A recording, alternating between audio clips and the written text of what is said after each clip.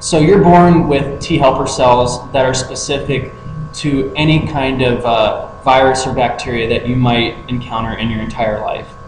And there's so many different possibilities. So this language is very complicated. There are so many different kinds of specific T helper cells in your body.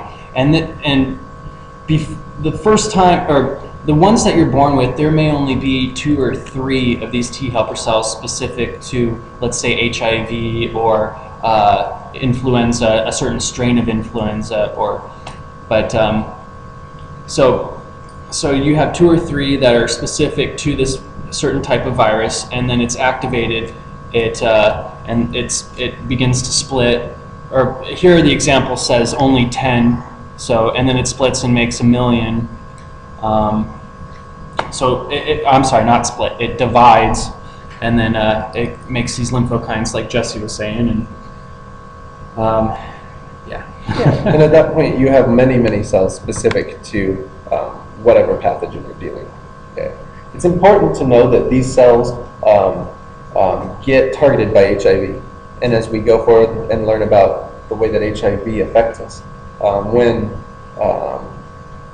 different cells specific for different pathogens, so maybe if there was a rhinovirus, I had a cell that was specific to a rhinovirus, HIV might destroy that T helper cell, and therefore render me pretty helpless to mounting a good immune response to that rhinovirus. So it's interesting to note, as we're talking about it now, that that's going to come into play later. So there's also going to be activation by the T helper cell to the macrophage. And Dr. Jacobs mentioned in class that this, in simple form, or in simple terms, just means that the macrophage is going to get angry. And not just this macrophage, but all the macrophages that are at the site of infection or that have been recruited. So they're going to literally get angry and chomp up all sorts of things in the cellular milieu and cells, and try to present these so you are sampling more and more of what's in the environment. So the lymphokines are kind of like steroids. I mean, it's going to buff them up and make them angry. And yeah, angry spy planes.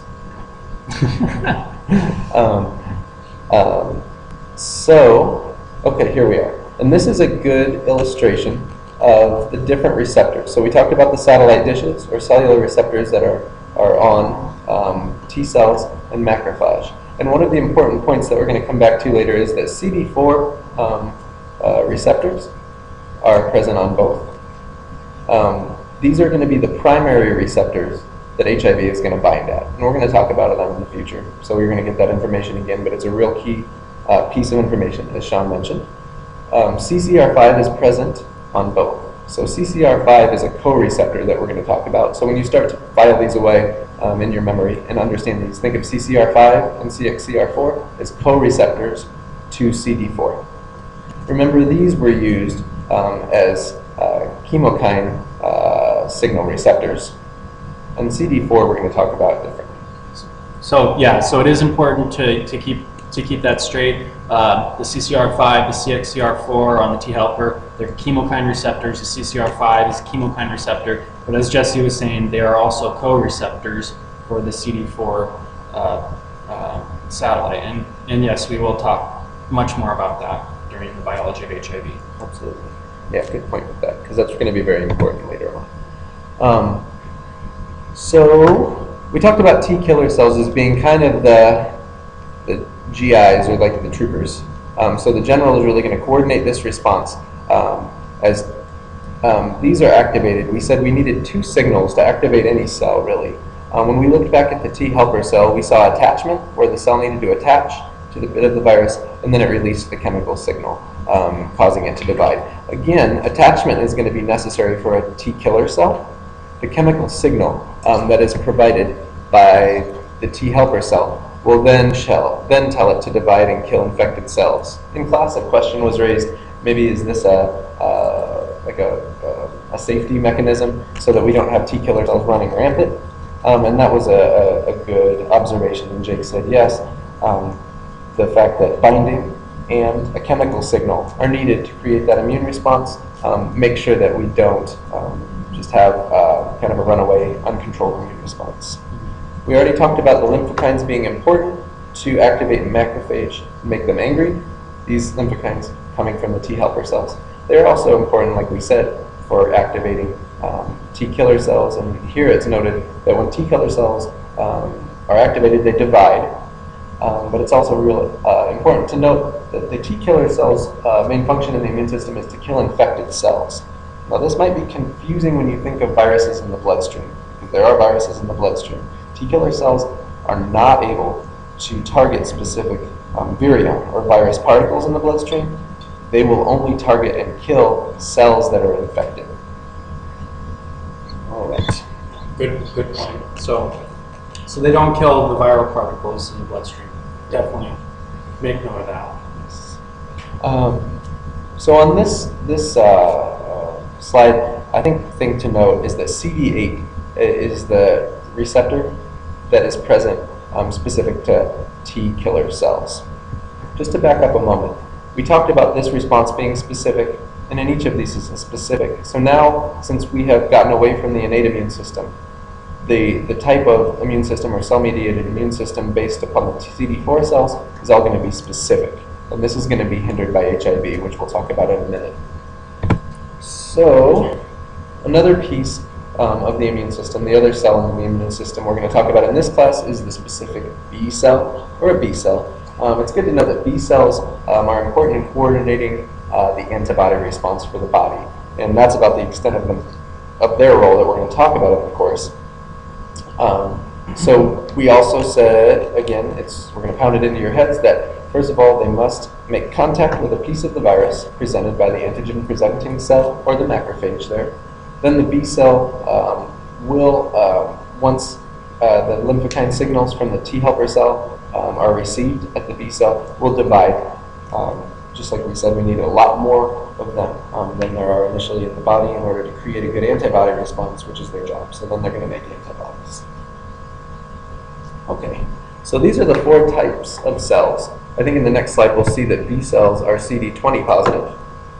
Again, we talked about T killer cells being CD8 positive. It's real important again to note that T helper cells and macrophage cells have CD4 on them. And that's the target for HIV when it comes to binding to our cells. So, this just kind of reiterates that. So the 2 major targets for HIV are CD4 positive T helper lymphocytes and macrophage. It was noted after class, someone came up and asked a question, why doesn't HIV kill macrophage? And the answer that I have right now is I don't know. But we're going to look that up a little bit. I don't think anyone fully understands. But we know, that HIV replicates in, so it will infect and it will replicate in, but it will not kill a macrophage. Well, it will replicate in and kill a T helper cell. I would also like to know, do these macrophages, after they're infected with the HIV, do they lose functionality? I mean, can they still act as can they still go and, can they still be activated, become angry, start chewing up infected cells? So it's kind of a complex answer to that question, and it really depends on where the HIV will insert its viral information into the DNA of that cell. Into the blueprint. Yes. And that's kind of a higher level discussion. Okay. Yeah, we can talk about that. And then if anybody wants to look up the reason for why HIV does not kill macrophages, and maybe you want to leave that in the comments underneath, that would definitely be some brownie points there. That would be cool. I don't know if it's known, but if it is, and there's probably research out there, so we could read some. Okay. That would be great. So hit us up with that info, please. Oh, did we talk about the T helper? We did say that it kills. Okay, I'm sorry. Yeah. Keep going. I'm sorry. So we're remembering we're killing T helper cells. Actually, it's a great lead-in right here. So the T helper cells are getting offed, right, by the HIV. So as HIV infects and kills T helper cells, we really lose the coordination of the immune system, right? Because we know that not only binding by T killer cells and B cells to these antigens that the macrophage is presenting, but also the chemokine signals that would have been there are necessary to activate those cells. So without specific T helper cell involvement in the immune response, there will be no cellular mediated immune response.